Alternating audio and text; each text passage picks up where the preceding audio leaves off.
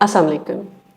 जब बच्चा 4 से 6 माह का होता है तो उसके मसूड़े सख्त होना शुरू होते हैं और उसके दांत निकलना शुरू होते हैं। हम इसको टीदिंग कहते हैं। ये स्टेज ना सिर्फ बच्चों के लिए बहुत तकलीफदेह होती है बल्कि पेरेंट्स के लिए भी बहुत परेशानी का बाइस बनती है।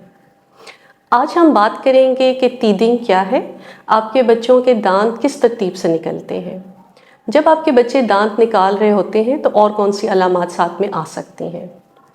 इस स्टेज को पुरसकून बनाने के लिए और अपने बच्चे की पेन कम करने के लिए आप कौन से रेमेडीज़ अपना सकते हैं, कौन से तरीके अपना सकते हैं, कौन सी दवाइयाँ आपने अपने बच्चे के गम्स पर यानी मसूड़ों पर बिल्कुल नहीं लगानी और कौन से काम आपने नहीं करने।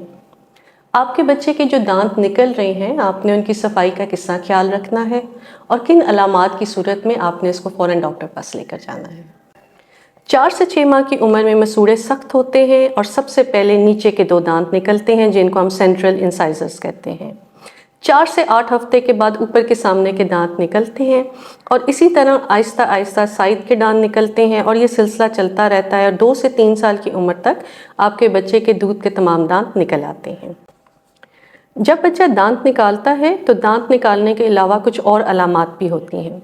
बच्चे के मुंह से थूक या राल ज़्यादा आती है, उसके मसूड़े यानी गम्स में उलझन होती है, गम्स उसके सुर्ख होते हैं और वो बहुत ज़्यादा रोता है।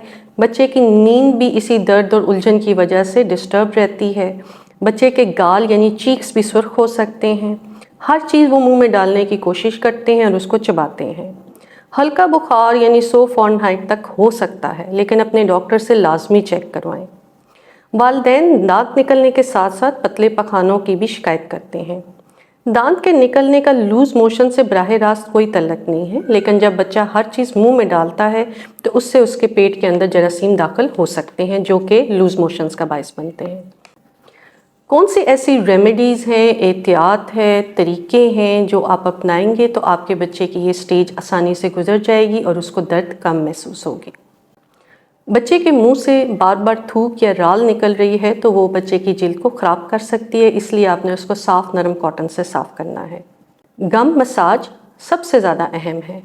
आपने अपने हाथ धोकर साफ़ उंगली से 1 से 2 मिनट गम्स का मसाज करना है।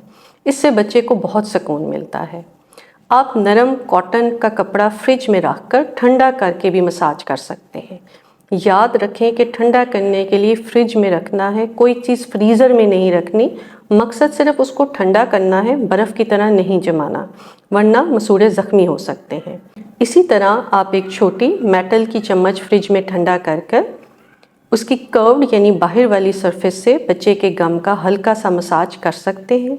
जब ठंडी चीज़ इस्तेमाल करते हैं तो इससे बच्चे के मसूड़ों को यानी गम्स को सुकून मिलता है, उसकी दर्द कम होती है। अपने बच्चे के डॉक्टर के मशवरे से आप उसको पैरासीटामोल ड्रॉप्स या सिरप हर उम्र में दे सकते हैं, लेकिन इब्यूप्रोफेन आपने 6 माह से छोटे बच्चों को नहीं देनी।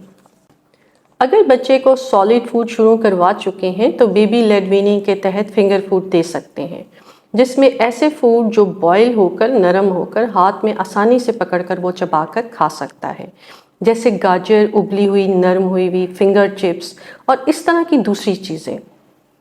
योगर्ट और मैश्ड केले का भी अच्छा सूदिंग इफ़ेक्ट होता है।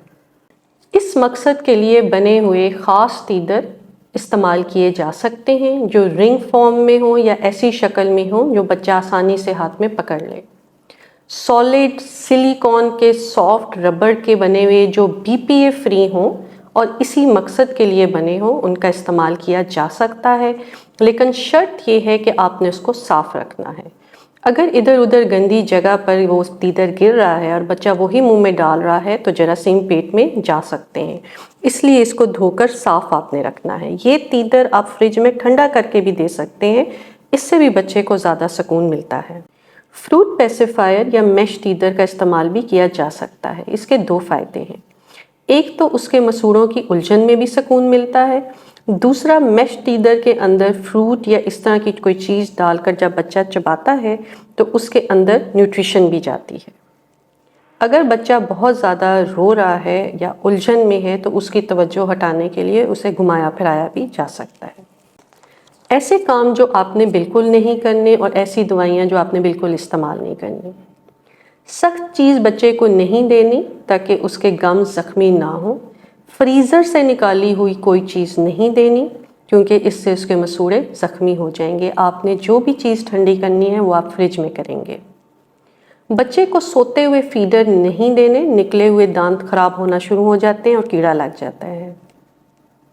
ऐसे तीदर जो पानी या लिक्विड से भरे हुए नहीं देने, सॉलिड तीदर देने हैं। कोई भी दवा, टैबलेट्स, जेल वगैरह नहीं देनी। मार्केट में दस्तयाब over the counter OTC teething के रिलेटेड बहुत सी मसनूआत FDA अप्रूव्ड नहीं है। ऐसी चीज़ें जिसमें लिग्नोकेन, लिडोकेन, बेलाडोना और बेंजोकेन शामिल है, ये बच्चों को फ़ायदे के बजाय नुकसान पहुंचा सकती हैं कि इनसे मसूड़े भी सुन्न हो जाते हैं और खाने की और सांस की नाली भी सुन्न हो जाती है। बच्चे को झटके लग सकते हैं, कब्ज़ की शिकायत, पट्ठों पर असर हो सकता है और खून में ऑक्सीजन की कमी भी हो सकती है। एम्बर टीदिंग नेकलेसेस, एंकलर्स, आपने बच्चे के गले में, बाजुओं में कोई ऐसी चीज़ नहीं डालनी, ना ही तीदर गले में आपने किसी रस्सी से या धागे से बांधकर लटकाना है। गले के गिर्द कुछ नहीं बांधना, ये बच्चों को चोकिंग हो सकती है, उनका सांस बंद हो सकता है।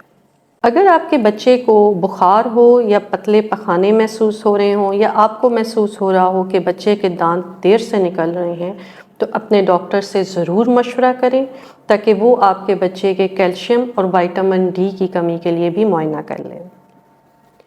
1 साल की उम्र तक आपका अपने बच्चे के डेंटिस्ट से एक विज़िट हो जाना चाहिए। आपके बच्चे के जो आप छोटे छोटे दांत निकल रहे हैं, आपने उनकी एहतियात भी करनी है। बच्चे को शुगरी चीज़ें, जूसेस वगैरह नहीं देने। ख्याल रखें कि आपका बच्चा अगर फीडर पीता है तो रात को सोते हुए उसके मुंह में फीडर ना हो। 1 से 2 दफ़ा अपने बच्चों के दांत साफ़ करें। इसके लिए ख़ास ब्रश है जो बिल्कुल सॉफ्ट बने होते हैं, उनका इस्तेमाल करें।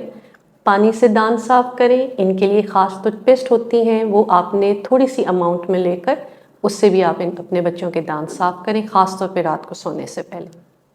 अपने और अपने बच्चों का बहुत ख्याल रखिएगा। बहुत शुक्रिया।